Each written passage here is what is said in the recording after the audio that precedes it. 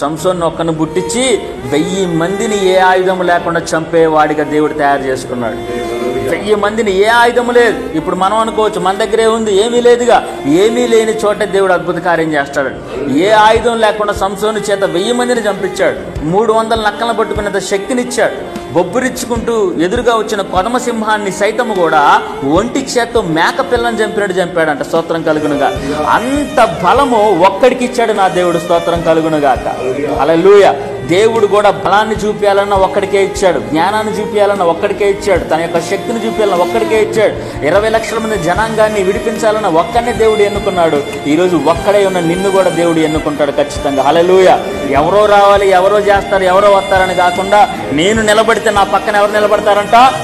నా దేవుడు నిలబడతాడని మనం నిలబడితే మన పక్షాన తండ్రి, కుమార, పరిశుద్ధాత్మ, సకల సైన్య సమూహము నిలబడిద్దండి. హల్లెలూయా.